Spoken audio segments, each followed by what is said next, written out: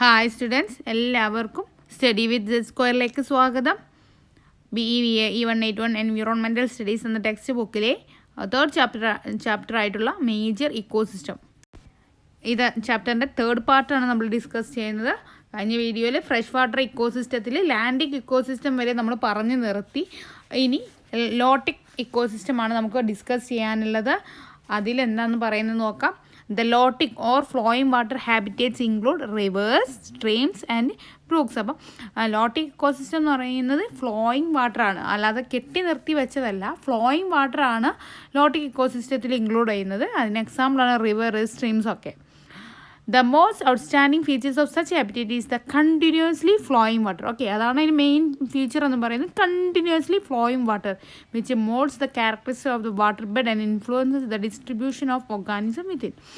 Then two most important features are lotic ഇക്കോസിസ്റ്റത്തിൻ്റെ main features എന്ന് പറയുന്നത് എന്താണെന്ന് വെച്ചാൽ രണ്ടെണ്ണമാണ്. അതിൽ first one, rivers are open or heterotrophic സിസ്റ്റമാണ്. whereas lakes are closed or self-contained system.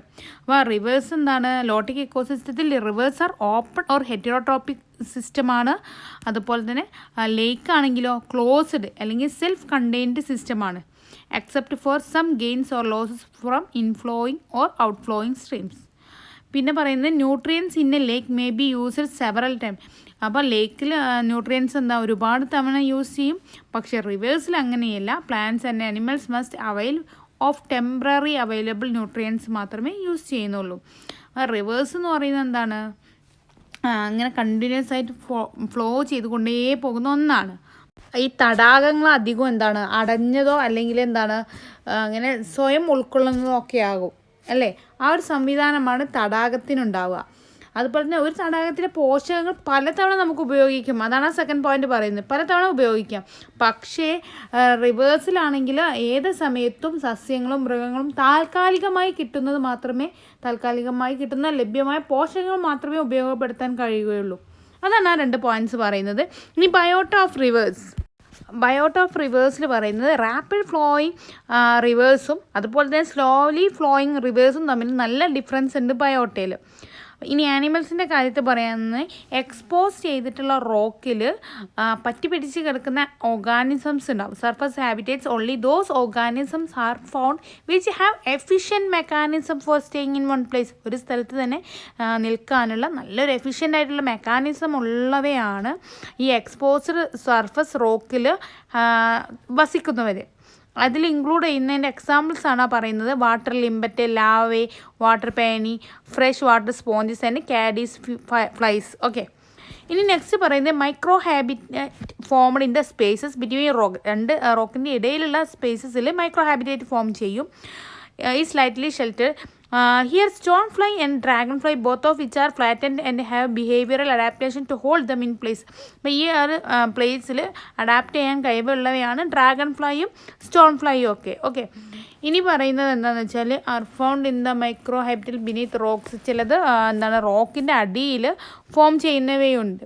Where current is a weak animals such as annelids, flat worms, clams, some, snails species and other insects larvae are found.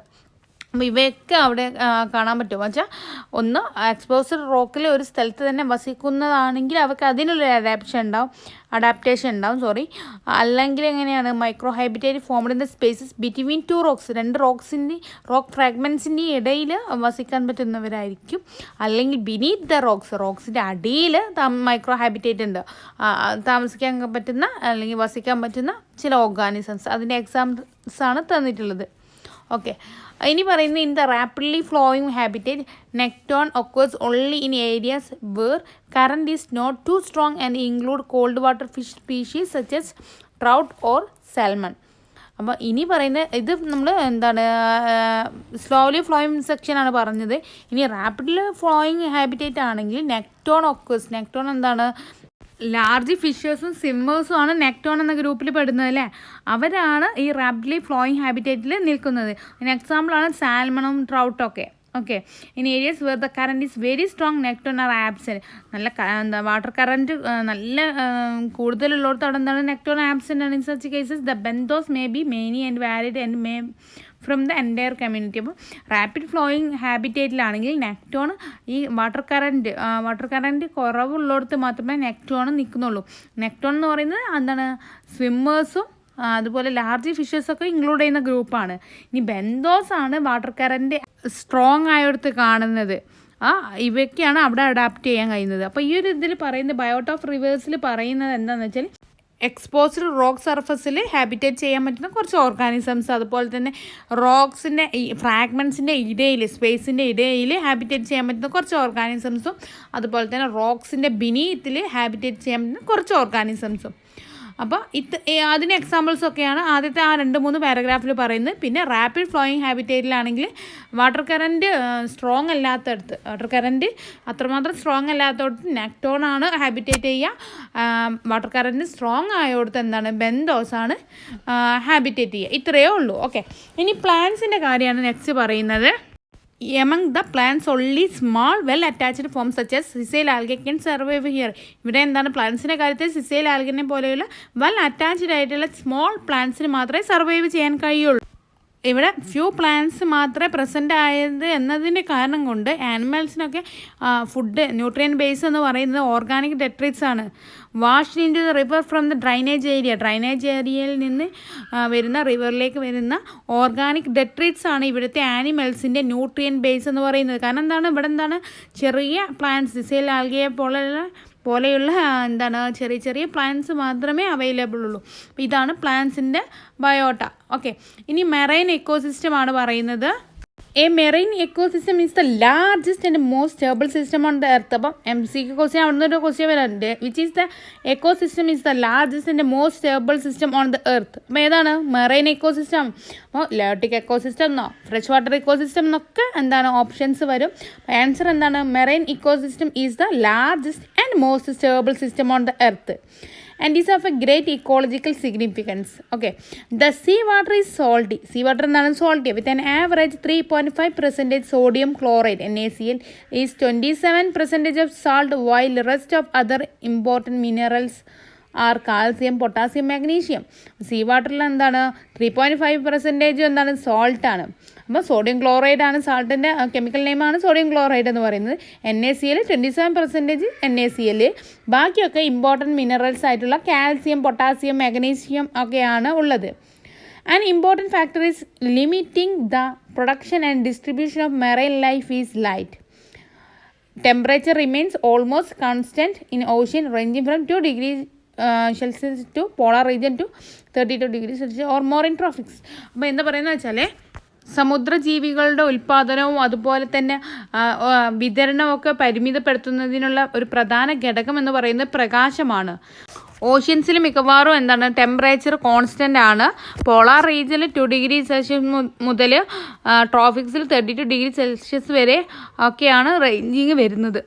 ഇനി പറയുന്നത് marine habitat 2 different zones ആയിട്ട് distinguish ചെയ്തിട്ടുണ്ട്. അതിൽ first one benthic സോണും second one pelagic സോണുമാണ്. Benthic zone എന്ന് പറയുന്നത് which forms the basin or floor of the ocean regardless of depth.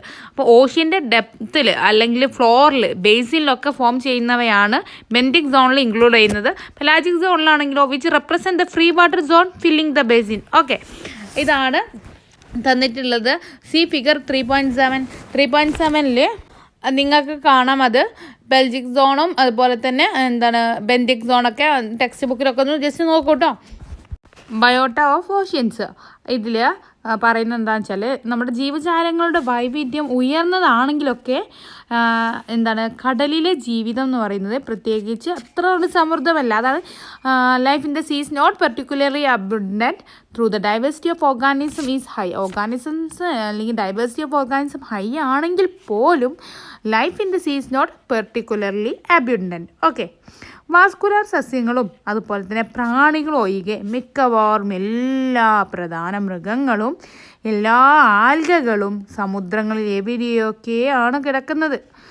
എവിടെ, somewhere else in the ocean. Okay, on the basis of depth wise difference in life ഫോംസിൻ്റെ depth wise difference നോക്കിയിട്ട് base ചെയ്തിട്ട് marine ഇക്കോസിസ്റ്റത്തിനെ എന്താണ് divide ചെയ്തിട്ടുണ്ട്. 4 എണ്ണമായിട്ട് divide ചെയ്തിട്ടുണ്ട്. First one littoral, second one neritic, third one pelagic, fourth one benthic. Benthic zones. Okay, ഇവയൊക്കെയാണ്. ഇനി ഇവയൊന്ന് ജസ്റ്റ് ഡീറ്റെയിൽഡ് ആയിട്ടൊന്ന് പറയാം. Biota of littoral zone. Biota of littoral zone.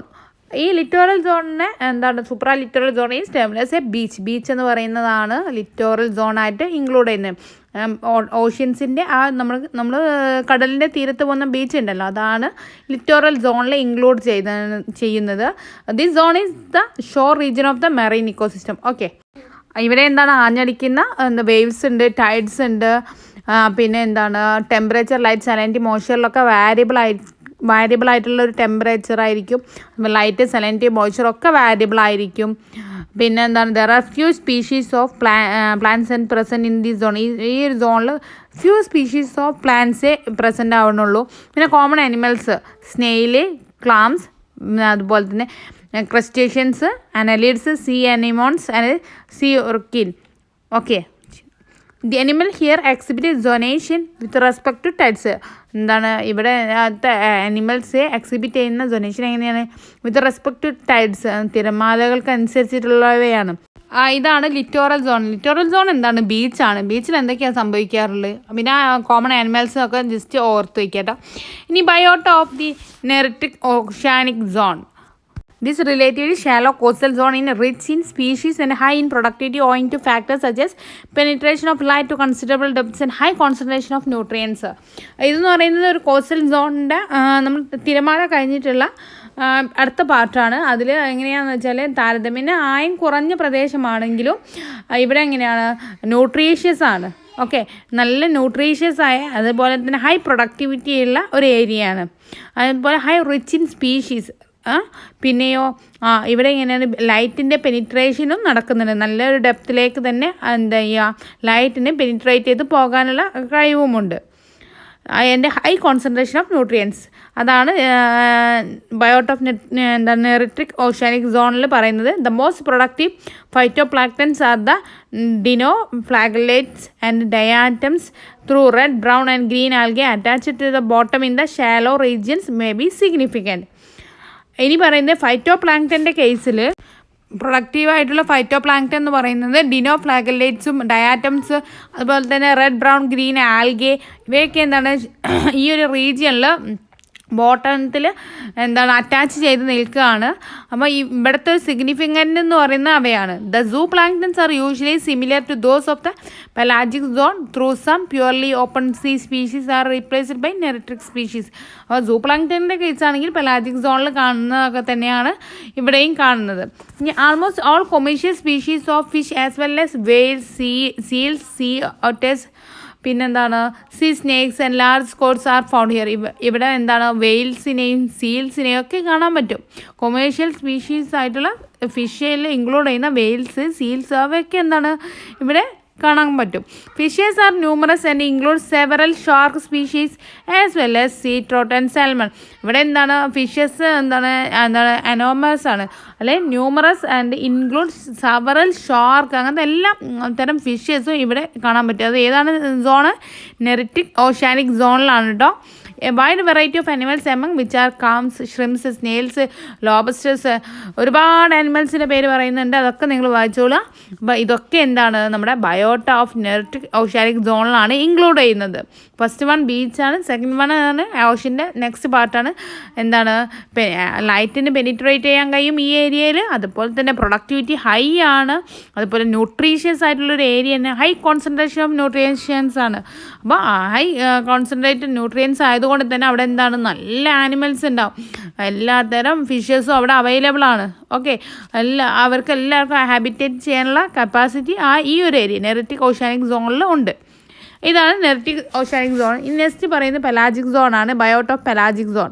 Pelagic region constitute 90% of the total ocean surface and is less rich in species and numerous of organisms than the two regions discussed before. Pelagic zone ആണ് 90% of the total ocean surface എന്താണ് maintain ചെയ്യുന്നത്. അപ്പം ഇതിൻ്റെ കീഴിലാണ്, pelagic റീജിയൻ്റെ കീഴിലാണ് എന്താണ് 90%, ഓഷ്യൻ്റെ സർഫസിൻ്റെ 90% pelagic റീജിയനാണ് include ചെയ്യുന്നത്.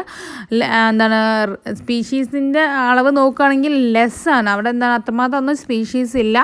അതുപോലെ തന്നെ numbers of organism then the 2 regions, അപ്പോൾ ആദ്യം ഡിസ്കസ് ചെയ്ത അത്ര തന്നെ ആനിമൽസ് ഒന്നും ഈ ഒരു പെലാജിക് സോണിൽ ഇല്ല. ഓക്കെ, അതുപോലെ തന്നെ the most abundant pelagic phytoplanktons are still the ഡിനോഫ്ലാഗലേറ്റ്സും ഡയാറ്റംസും ഒക്കെ തന്നെയാണ് ഈ എന്താണ് പെലാജിക് ഫൈറ്റോപ്ലാങ്ക്ടൻസിൽ ഇൻക്ലൂഡ് ചെയ്യുന്നത്. ഇവയെന്താണ് ഫോട്ടോസിന്തറ്റിക് ഫീഡേഴ്സുമാണ്, ബാക്കിയുള്ളവർക്ക് കാർണിവോർസ് ആണ്. പിന്നെ സീ കുക്കുംബർ, സീ യൂറേഷ്യൻസ്, അതുപോലെ crawl on the floor eating detritus and bacteria and serve as food for the carnivores brittle stars and crabs. ക്രാബ്സിന് അതുപോലെ തന്നെ എന്താണ് ബ്രിട്ടിൽ സ്റ്റാർസിനൊക്കെ ഫുഡായിട്ട് വരുന്നത് എന്താണ് ഡെട്രിറ്റ്സിനെ കഴിക്കുന്ന സീ കുക്കുംബേഴ്സ്, സീ യുറാച്ചിൻസ് ഒക്കെയാണ് ഇവയ്ക്കൊക്കെ ഫുഡായിട്ട് വരുന്നത്. ഇനി biota of benthic zone, it forms the floor of the ocean. Ocean benthic zone എത്തുമ്പോഴത്തും ഓഷ്യൻ്റെ ഫ്ലോർ ആയി. അപ്പോൾ ഓഷ്യൻ്റെ ഓരോ ഘട്ടമാണ്, ആദ്യം ബീച്ചിൻ്റെ ഘട്ടമാണ്, അതാണ് ലിറ്റോറൽ സോൺ. പിന്നെ ആനിമൽസ് എല്ലാം അവൈലബിൾ ആയിട്ടുള്ള നല്ലൊരു ഏരിയ വെച്ചാൽ ഫിഷസ് ഒക്കെ നന്നായിട്ട് അവൈലബിൾ ആയ ന്യൂട്രീഷ്യസ് ആയിട്ടുള്ള ഒരു ഏരിയ, അതാണ് നെർട്ടിക് ഓഷ്യാനിക് സോൺ എന്ന് പറയും. പിന്നെ 90% ഓഷ്യൻ്റെ 90% ഉൾക്കടലിൻ്റെ ഉള്ളിലേക്ക്, അവിടെ ഫിഷസ് ഒന്നും അധികമൊന്നും ഉണ്ടാവില്ലല്ലോ, ആ ഒരു ഏരിയയാണ് പെലാജിക് സോൺ എന്ന് പറയുന്നത്. ഇനി ഡെപ്താണ്, അടിയിലാണ്, ഓഷ്യൻ്റെ അടിയിൽ ഫ്ലോർ, അതിലാണ് ബെൻഡിക് സോൺ വരുന്നത്. It forms the floor of the ocean. Okay, organisms here are heterotrophic rooted animals and are sea lilies and sea fans, sponges, etc. Snails and clams remain embedded in mud, while starfish, sea cucumbers and sea urchins move on its surface. അപ്പം Bentinck സോണിലും ഉണ്ട് എന്താണ് ഈ see കുക്കുംബറും see ചിൻസും star ഫിഷും ഒക്കെ. ഇവ എന്താണ് ഈ അടിയിൽ എന്താണ് ഫ്ലോറിൽ, ഓഷ്യൻ്റെ ഫ്ലോറിൽ എംബഡഡ് ആണ്, മഡിൽ വെച്ചാൽ മണ്ണിൽ എംബഡഡ് ആയിട്ട് അവർക്ക് മൂവ് ചെയ്യാൻ പറ്റും. ഓക്കെ, പിന്നെ പറയുന്നത് വെച്ചാൽ ഇവ എന്താ റൂട്ടഡ് ആനിമൽസ് ആണ് അധികവും വരിക, എന്താണ് അടിയിൽ റൂട്ടഡ് ആയിട്ടുള്ള ആനിമൽസ് ആണ്. Organism here are heterotrophic rooted animals ആണ് ഇവിടെ ഉണ്ടാവുക. അപ്പോൾ ബയോട്ട് ഓഫ് ഓഷ്യൻസിൽ ഏതൊക്കെയാണ്? ബയോട്ട് ഓഫ് ലിറ്റോറൽ സോണും, biota of the neritic oceanic zone, biota of pelagic സോണും, ബയോട്ട് ഓഫ് ബെൻഡിക് സോണും. ഓക്കെ, അപ്പോൾ MCQ ക്വസ്റ്റ്യൻ അല്ലാത്ത സ്റ്റുഡൻസ് ഉണ്ടാവുമല്ലോ, ഈ ഒരു ഇയർ അല്ലാതെ മാറി മാറി വരുമ്പോൾ ഇതൊക്കെ ഇമ്പോർട്ടൻ്റ് ആട്ടോ. MCQ ക്വസ്റ്റ്യൻസിൽ വരുമ്പോൾ അത്ര ഇങ്ങനെ ഡെഫിനേഷൻ എഴുതാനൊന്നും വരില്ലല്ലോ, അവർ ക്വസ്റ്റ്യൻസ് വൺ വേർഡ് ആയിട്ടല്ലേ ചോദിക്കുക. അപ്പം ഇതൊന്നും ബൈ ഹാർട്ട് ആക്കണ്ടില്ല, പക്ഷേ നന്നായിട്ട് പഠിക്കുക തന്നെ വേണം, എന്താണെന്ന് അറിയുക തന്നെ വേണം. നെക്സ്റ്റ് വൺ എസ്റ്റുറീസ് ആണ്. All the rivers and lakes ultimately drain into sea. ഏതൊരു റിവറും ലേക്കും അവസാനം ചെന്നെത്തുന്നത് സീയിലേക്കാണ്. However many rivers develop a highly specialised zone before joining the proper sea. ഒരു പ്രോപ്പർ സീയിലേക്ക് എത്തിച്ചേരുന്നതിന് മുന്നേ ഒരു സ്പെഷ്യലൈസ്ഡ് സോണിൽ ഈ റിവർ ബന്ധപ്പെടുന്നുണ്ട്. ആ ഒരു ഏരിയക്കാണ് എസ്റ്റുറി എന്ന് പറയുന്നത്. An estuary is a transitional zone between rivers and sea, representing unique ecological features and biotic communities. അപ്പോൾ ഈ ഒരു ഏരിയ എന്ന് പറയുന്നത് സ്വന്തമായി യുണീക്കായിട്ടുള്ള ഇക്കോളജിക്കൽ ഫീച്ചേഴ്സും ബയോട്ടിക് കമ്മ്യൂണിറ്റീസും ഉള്ളൊരു ഏരിയയാണ്. Estuaries are the most productive ecosystem of the world. വേൾഡിലെ ഏറ്റവും മോസ്റ്റ് പ്രൊഡക്റ്റീവ് ഇക്കോസിസ്റ്റം എന്ന് പറയുന്നത് ഏതാണ്? എസ്റ്റുറീസ് ആണ്. An estuary is a semi-enclosed part of the coastal ocean containing brackish water that has free connection with the sea on one side, and on the other side it is connected with a river mouth and receives fresh water. എസ്റ്റുറീസിൻ്റെ ഒരു ഭാഗത്ത് എന്ന് പറയുന്നത് കടലുമായിട്ട് ബന്ധപ്പെട്ട് അവിടെ നിന്ന് കടൽ വെള്ളം ലഭിക്കുന്നു. ഒരു ഭാഗത്ത് റിവറുമായി ബന്ധപ്പെട്ട് അവിടെ നിന്ന് ഫ്രഷ് വാട്ടർ ലഭിക്കുന്നു. അതാണ് ഈ പറയുന്നത്. നെക്സ്റ്റ് പറയുന്നത് in India എസ്റ്റുറീസ് can be seen in plenty along the cost of Kerala or in Sundarbans. അപ്പോൾ കേരളൻ്റെ കോസ്റ്റിലൊക്കെ ആയിട്ട് എസ്റ്റുറീസ് ഒരുപാടെണ്ണം കാണുന്നുണ്ട്. അതുപോലെ തന്നെ നെക്സ്റ്റ് പറയുന്നത് ഫീച്ചേഴ്സ് ഓഫ് എസ്റ്റുറീസ് ആണ്. The most dominant feature of the എസ്റ്റുറീസ് environment is the fluctuations in the salinity. Through salinity gradient exists sometime in an estuary, but the pattern of gradient varies seasonally with the topography, with the tides and with the amount of fresh water. നമ്മൾ പറഞ്ഞു എന്താണ് ഇന്ത്യയിൽ കേരളത്തിൻ്റെ തീരത്ത് അല്ലെങ്കിൽ സുന്ദർബൻസിൽ എന്താണ് എസ്റ്ററികൾ ധാരാളമായി കാണാം. അതുപോലെ തന്നെ എസ്റ്ററികളുടെ സവിശേഷത എന്ന് പറയുന്നത് ഈ സലൈനിറ്റിയുടെ ഏറ്റക്കുറച്ചിലാണ്. ടോപ്പോഗ്രഫി, അതുപോലെ തന്നെ ടൈഡ് അല്ലെങ്കിൽ fresh water, amount of fresh water. ഉപ്പുവെള്ളം അല്ലെങ്കിൽ എന്താണ് ശുദ്ധജലം, അല്ലെങ്കിൽ എന്താണ് വേലിയേറ്റം, അല്ലെങ്കിൽ ശുദ്ധജലത്തിൻ്റെ അളവ്, ഭൂപ്രകൃതി, ഇവയൊക്കെ നോക്കിയിട്ടാണ് എന്താണ് എസ്റ്ററിയുടെ ഗ്രേഡിയൻ്റ്, ഈ സലൈനിറ്റിയുടെ ഗ്രേഡിയൻ്റ് നിശ്ചയിക്കുന്നത്. ഇനി biota of estuaries. The estuarine community is a mixture of 3 components: marine, fresh water and brackish water. But overall estuarine diversity still lower than that of the river or marine community. അപ്പോൾ എന്താണ് എസ്റ്ററികളുടെ biota 3 ഘടകങ്ങളെ ആശ്രയിച്ചാണ് പറയുന്നത്. അതിലൊന്നെന്ന് പറയുന്നത് സമുദ്രത്തിൻ്റെ, അതാണ് marine, മറ്റൊന്ന് fresh water, മറ്റൊന്ന് ബ്രാക്കിഷ് വാട്ടറാണ്. എന്നാൽ ഈ എസ്റ്ററികളുടെ വൈവിധ്യം എന്ന് പറയുന്നത് എപ്പോഴും നദിയേക്കാളും സമുദ്രത്തിനേക്കാളൊക്കെ കുറവാണ്. അതുപോലെ തന്നെ എസ്റ്ററിയുടെ ഭൗതിക പരിതസ്ഥിതിയിൽ വലിയ വ്യത്യാസമാണ് ഇതിനൊക്കെ കാരണമായി വരുന്നത്. അതാണ് ആ പോയിന്റ് പറയുന്നത്. എന്താണ് this is because of tremendous variation in the estuaries physical environment. The plants of the estuary are of 4 basic types ആണ്. ഒന്ന് ഫസ്റ്റ് വൺ ഫൈറ്റോപ്ലാങ്ക്ടൺ ആണ്, മറ്റൊന്ന് മാർജിനൽ മാർഷ് വെജിറ്റേഷൻ ആണ്, മറ്റൊന്ന് മഡ് ഫ്ലാറ്റ് ആൽഗിയാണ്, മറ്റൊന്ന് epiphytic plants growing on the marginal Marsh vegetation. Okay, ഇങ്ങനെ 4 basic types of plants ആണ് എസ്റ്ററികളിൽ ഉള്ളത്. അതുപോലെ തന്നെ ഡയാറ്റംസിൻ്റെ filamentous blue green algae found in high number are the sites of intense photosynthesis. Oysters, crabs and some sea shrimps are also found. അപ്പം എന്താണ് എസ്റ്ററീസിൽ കാണുന്ന കുറച്ച് diatoms, filamentous, blue green algae, ഇങ്ങനത്തെ കുറച്ച് ആനിമൽസ് ആണ് ഉള്ളത്. അതൊക്കെയാണ് എസ്റ്ററീസിലുള്ളത്. അപ്പോൾ ഫീച്ചേഴ്സ് ഓഫ് എസ്റ്ററീസും ബയോട്ട ഓഫ് എസ്റ്ററീസും ഒക്കെ കഴിഞ്ഞു. അപ്പോൾ ഈ ഒരു ചാപ്റ്റർ അല്ലെങ്കിൽ ഈ ഒരു യൂണിറ്റ് ഇവിടെ കഴിഞ്ഞു. ഓക്കെ, അപ്പോൾ ഇതിൽ ഇമ്പോർട്ടൻറ്റ് പോയിൻറ്റ്സ് എന്ന് പറയുന്നത് ഡിഫറെൻറ്റ് ടൈപ്സ് ഓഫ് ഫോറസ്റ്റ്, അപ്പോൾ അതിൻ്റെ ജസ്റ്റ് ഒന്ന് അറിയണം. പിന്നെ പറയുന്നത് കൺസർവേഷൻ ഓഫ് ഫോറസ്റ്റും കുറച്ച് പോയിൻറ്റ്സ് ഒക്കെ ഒന്ന് അറിയണം. പിന്നെ ഗ്രാസ് ലാൻഡ് ഇക്കോസിസ്റ്റത്തിൻ്റെ എക്കണോമിക് ഇമ്പോർട്ടൻസ്, എക്കോട്ടിക് എക്കോസിസ്റ്റത്തിലെ എക്കോട്ടിക് ഓർഗാനിസംസിലുള്ള 5 ടൈപ്പ് ഓർഗാനിസംസിനെ ഗ്രൂപ്പായി തിരിച്ചിട്ടുണ്ടല്ലോ, ആ 5 ഗ്രൂപ്പിനെ അറിയണം. പിന്നെ ഫ്രഷ് വാട്ടർ ഇക്കോസിസ്റ്റത്തിൽ ലാൻഡിക് ആൻഡ് ലോട്ടിക് എക്കോസിസ്റ്റം എന്താണെന്ന് അറിയണം. ഇമ്പോർട്ട്മെൻറ്റ്സ് ഒന്ന് അറിഞ്ഞിരിക്കുന്നത് നല്ലതാണ്. അതുപോലെ തന്നെ മെറൈൻ ഇക്കോസിസ്റ്റത്തിലാണെങ്കിലും ബയോട്ട ഓഫ് ഓഷ്യൻസിലുള്ള ബയോട്ട ഓഫ് ലിറ്റോറൽ സോണ്, അങ്ങനത്തെ 4 കാര്യങ്ങളും അറിയണം. എസ്റ്റോറീസിൽ അതുപോലെ തന്നെ ഫീച്ചേഴ്സ് ഓഫ് എസ്റ്റോറീസ്, എന്താണ് എസ്റ്റോറീസ്, അത് ജസ്റ്റ് അറിഞ്ഞിരിക്കാം. ഓക്കെ, ഇത്രയേ ഉള്ളൂ ഈ ഒരു ചാപ്റ്റർ. ഓക്കെ, നമുക്ക് കൺക്ലൂഡ് ചെയ്യാം. ഇതിനൊക്കെ MCQ ക്വസ്റ്റ്യൻസ് അധികം വൈകാതെ തന്നെ ഞാൻ വീഡിയോ ചെയ്യാൻ, നോട്ട്സ് ചോദിക്കുന്നവർക്ക് നോക്കട്ടെ, എത്രയും പെട്ടെന്ന് തന്നെ ചെയ്ത് തരാൻ നോക്കാം. അപ്പോൾ നിങ്ങൾ സഹകരിക്കുക. വീഡിയോ ദിവസം ഇടാനെന്ന് പറയുമ്പോൾ എനിക്ക് അത് ചെറുതായിട്ടൊരു ബുദ്ധിമുട്ടുള്ളതുകൊണ്ടാണ് ദിവസം വീഡിയോ അപ്ലോഡ് ചെയ്യാൻ കഴിയാത്തത്. എന്നാലും ഓക്കെ, എന്നെക്കൊണ്ട് കഴിയുന്ന അത്രയും ഞാൻ പെട്ടെന്ന് തന്നെ ഞാൻ വീഡിയോ ചെയ്യാൻ ശ്രമിക്കാം. Okay, thank you for watching.